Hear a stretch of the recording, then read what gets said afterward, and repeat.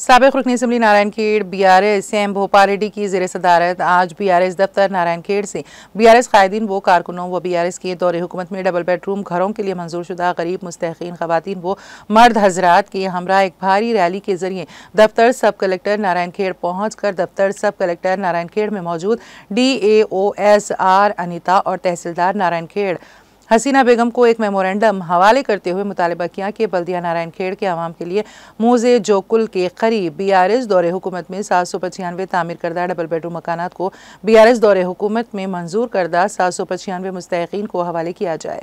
साबिक रुकन assembly M Bhupal Reddy ने मीडिया को बताया है कि रुकन assembly Narayankhed doctor P Sanjeeva Reddy ने BRS के दौर में मंजूर शुदा 795 के बजाय दूसरे अफराद व खवातीन को डबल बेडरूम देने के लिए फहरिस्त तैयार करे हैं।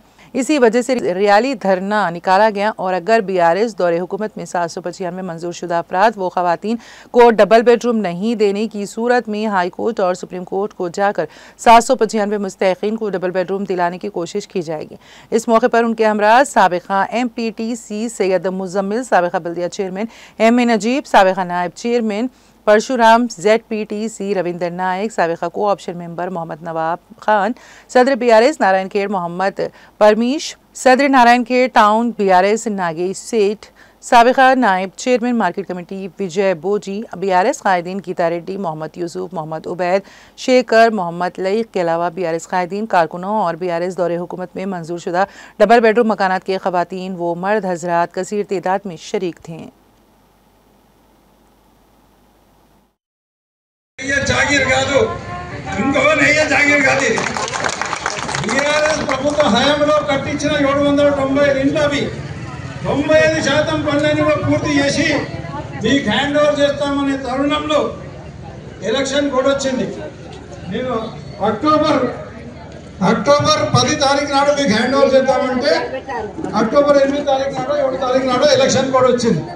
మేమందరం మాట్లాడుకున్నాం, మంత్రి గారు వచ్చి మీ అందరికీ పట్టా సర్టిఫికేట్ ఇచ్చేటోళ్ళు అంటే మేము ఇవ్వలేదని ఈ కాంగ్రెస్ దొంగలు మాట్లాడుతున్నారు। పచ్చి దొంగలు, మిమ్మల్ని దోసుక తిన్న దొంగలు ఎవరంటే కాంగ్రెస్ వాళ్ళు। ఇప్పుడు మేము ఇల్లు కట్టలేదని మాట్లాడుతున్నాం, వాళ్ళు రోజు తిరుగుతున్నారు చూస్తున్నారు। పిప్రి దగ్గర ఇల్లు కట్టించినాం, ఇల్లు హ్యాండ్ ఓవర్ చేసినాం, ఎందుకంటే అవి పూర్తయినాయి కాబట్టి హ్యాండ్ ఓవర్ చేసినాం। ఆ తర్వాత నిజాంపేటలో ఇల్లు కట్టించినాం, నిజాంపేటలో ఇల్లు అప్పచెప్పినాం, అంత ఇల్లు అప్పచెప్పినాం। శంకరంపేటలో ఇల్లు కట్టించినాం, ఒక్క రూపాయి ఖర్చు లేకుండా ఎవరికి లేకుండా కట్టించి కేవలం దానికి గృహ ప్రవేశానికి వచ్చి వాళ్ళకి ఇల్లు దానం చేతులు అప్పచెప్పేసి వాళ్ళకి ఇల్లు ఇచ్చేసినాం। అక్కడే చేసినాం బాల్కం చల్క తాండాలో 50 ఇల్లు ఇండిపెండెంట్ మేము కట్టుకుంటాం, ఎవరో సొంతం కట్టుకుంటామంటే 50 ఇల్లు ఇచ్చినాం, వాళ్ళకు కూడా ఇల్లు కంప్లీట్ చేసినాం, హ్యాండ్ ఓవర్ చేసినాం।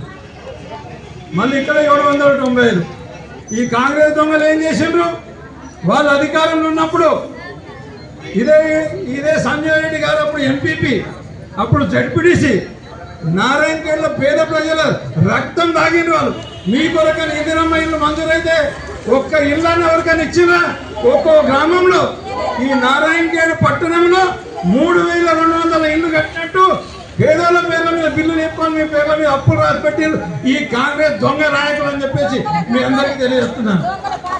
తర్వాత మన ముఖ్యమంత్రి గారు వచ్చిండ్రు, కేసీఆర్ గారు వచ్చిండు, కేసులు పెడతామన్నాడు। కేసులు పెట్టాలంటే ఎవరి మీద పెట్టాలి, మీ పేర్ల మీద అప్పులు రాసి పెట్టింది దొంగలు, తిన్నారు పైసలు వాళ్ళు మీ పేర్ల మీద అప్పులు రాసి పెట్టింది। అందుకని జరిగింది పేదవాళ్ళని ఇబ్బంది పెట్టద్దని చెప్పేసి కేసులు కట్టకుండా మనమే ఇల్లు కట్టిద్దామన్నాడు। నారాయణఖేడ్లో 795 ఇల్లు కట్టించినాం, కాంగ్రెస్ వాళ్ళు గతంలో కట్టించిన 3200లో ఒక 10 ఇల్లు చూపెట్టమని చెప్పండి, అక్కడ కనిపిస్తున్నాయి 790 రూపాయలు 95 ఇల్లు, ఒక్క రూపాయి ఎవరు ఖర్చు చేయకుండా అలాట్మెంట్ చేసాం।